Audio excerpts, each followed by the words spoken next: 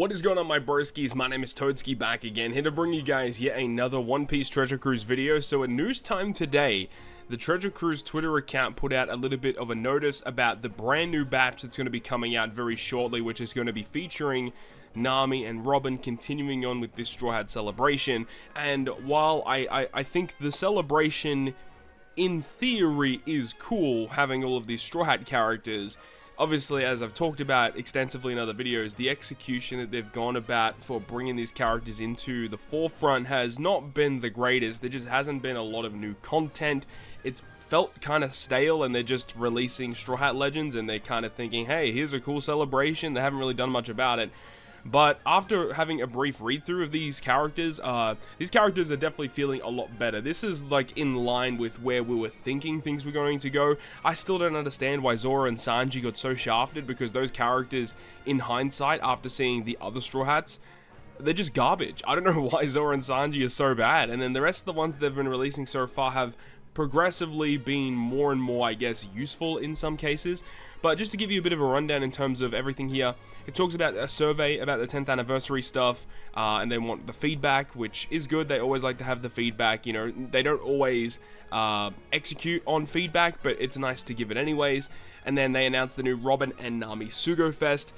Of course, going in with the memories of the Straw Hats, you've got the Nami and the Robin. I think the artworks are phenomenal. Really, really like it. Hopefully the special animations and everything look cool as well. I'm sure they will. But yeah, not really too much to talk about there.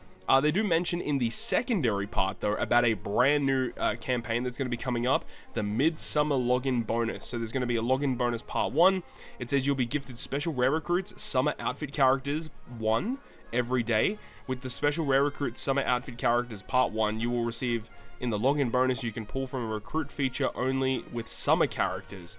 A chance to get up to 15 different characters. Part 1 will feature Vivi and Hancock in their swimwear, along with a ton of other characters. And then there will be a part 2 where 30 characters are going to be available in total.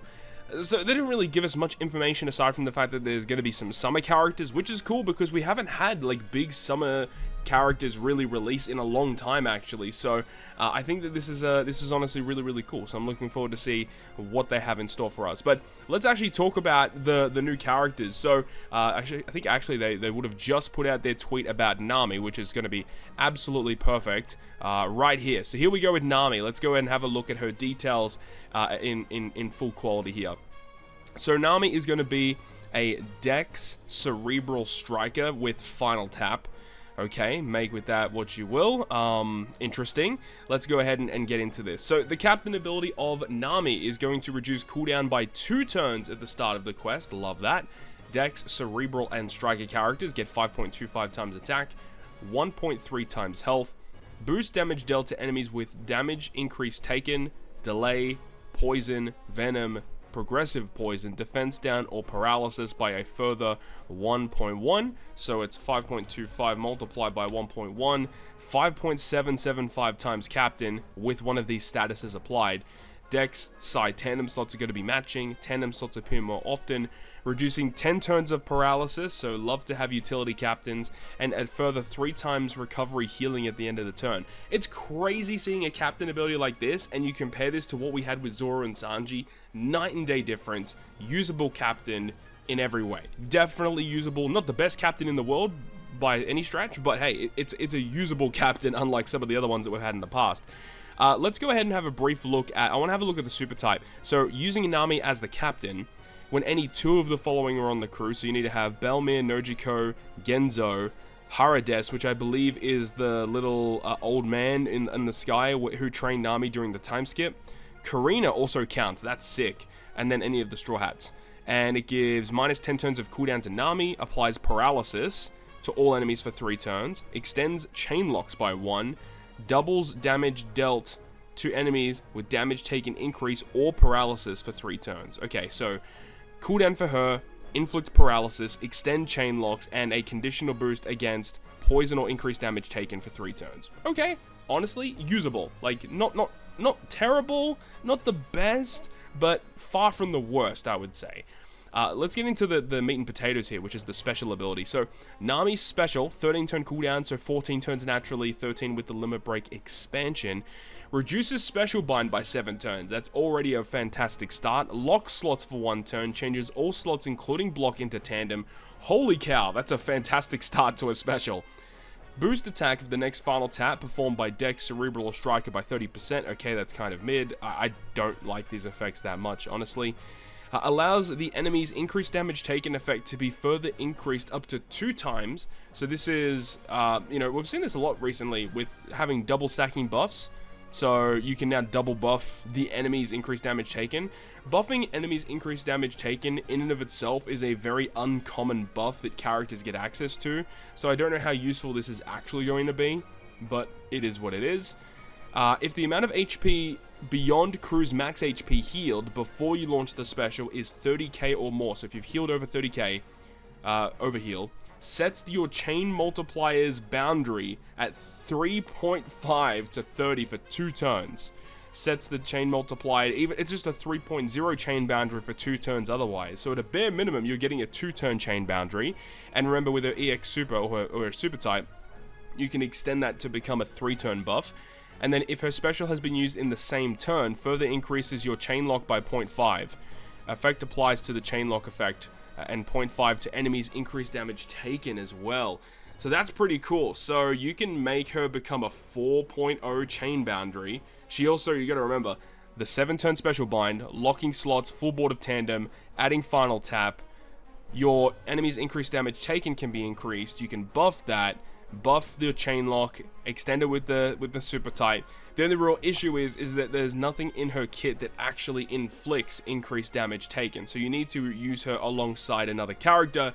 And with Robin coming alongside, it would make sense for Robin to be the character to inflict that to the opponent. So great synergy here with a lot of other characters, but you need other characters to make her like as effective. But even if you take the increased damage taken stuff out of it, you're still getting great utility in the start of that and a really good chain boundary, and the EX Super also making that chain boundary last for even longer as well. So Nami definitely seems usable at a bare minimum. She does seem pretty good, but the main issue with all of these Straw Hat releases is the fact that we already have so many other Namis in the game that could honestly be a problem. But I think at face value, I'm pretty happy with what they've designed for Nami so far. Crewmate abilities. Reduces this character's special bind duration by 7. Obviously makes sense with her special. And then Dex, Cerebral, and Striker's Dex and Tandem slots are going to be matching. And then her other crewmate ability, when a Dex, Cerebral, or Striker captain uses the special, gives Nami 10 turns of cooldown reduction once per quest. So that makes perfect sense. Goes in line with the EX Super if you opt to use her as a captain. Alright, let's have a look at the support effect attaching to Belmir, Nojiko, Genzo, Karina, and Harades. Once per quest, if you're inflicted with Special Bind, reduces the crew's Special Bind duration by 3 turns. Yeah, that's pretty ridiculous. That is a very, very good support effect. 100% will see play. Obviously, the glaring issue, the characters that they attach to isn't great. I guess Karina is probably the only character here that you could think would be attached to. We've got that rare recruit Karina, I guess, which is somewhat usable, and I'm sure in this batch we'll get new versions of these units where this support can attach to them in other teams. The final tap. So final tap, pretty garbage, so I'm not expecting much here, but you need to have 2 of the following characters on the crew in order to activate it. But it doesn't actually mention anything about this character having to be on the final stage. So it looks like you can activate the final tap on every single stage. You just need to have the right characters on the crew. And it changes their own slot into matching, sets enemies' defense to 0 for 1 turn, and further increases your chain multiplier final tap by 2x. Yeah, this is a very similar final tap to like Legend Uta, final tap Robin. This is a usable final tap, definitely better than those ones that give like a base attack bonus, which is complete garbage. So honestly, Nami seems pretty solid. I'm content with this design. She doesn't seem like awful like what Zoro and parts of Sanji were. But she's not like nowhere near like the best Legends of the Year, but I think she's serviceable. She's actually pretty solid. I'm content with what they've done here. We need to have a look at the Rumble stuff though before we wrap up the video. So Nami in Rumble, she's a supporter style unit. 35 CT with that special is a little alarming. Let's see what it does. So in Rumble, Nami will go ahead and with her special target teammates in a large range for 5 attack and 5 defense for 20 seconds. Okay, just a bit of buffs.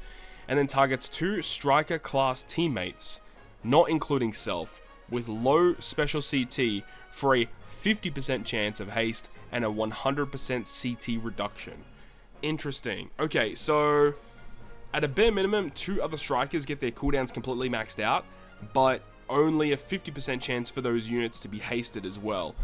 I think this is fine. What does her Rumble ability do? It buffs strikers. Yeah, striker teammates 6 HP, 6 speed, 6 defense. That's very, very good. And after 60 seconds, gives herself level 5 CT increase.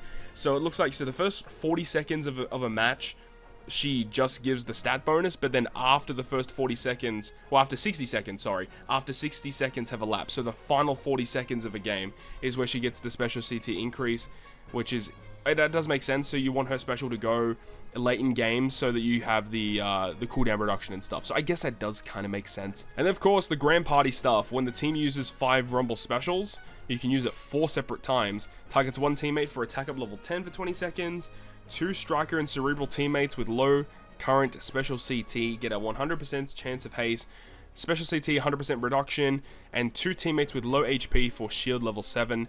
I don't think this is going to see play. It is obviously focused around striker and cerebral. I don't think this is going to see play because striker isn't that good by themselves, but I guess in Rumble you can build a good striker team with Tesoro, Whitebeard, Sasaki, Kanjuro, Luffy, Yamato. You know, there are characters you can actually build around to actually make this good, I guess. It's interesting. I guess if you use that with that kind of health cut team, it could be pretty busted, but the health cut team is only really good because you can abuse the health cuts with like a gear 5 burst. So for that reason, probably not going to see play, and then gives buffs to Dex, Cerebral, and Striker, which is makes sense. So I think Nami's okay. It just depends on how good like striker teams are going to be, because Striker is already pretty legend dependent as it stands right now. So I don't know if this is going to fulfill a position in those teams because of how already legend heavy those squads are. So I don't think she's going to be that good in Rumble, but in terms of normal content, I'm pretty happy about this one. So let me know your thoughts and opinions, guys, down below in the comment section. Are you a big fan of this brand new Nami character? I think they did a pretty decent job with her. As I said, I don't think she's the most busted legend of the year, but she's far from the worst. They actually did a pretty good job with this unit. Nami gets access to some pretty good supports as well. So I think all in all, very content with this one. And of course, I'll have another video coming up shortly when we get the information for Legend Robin officially revealed, and we'll go ahead and make a video about that one. But hopefully you enjoyed the video. If you did, make sure to go ahead and leave a like. And if you want to stay up to date with all the content I post, including more One Piece Treasure Cruise content, make sure to hit the subscribe button down below. And that, guys, I'll see you guys within the next video.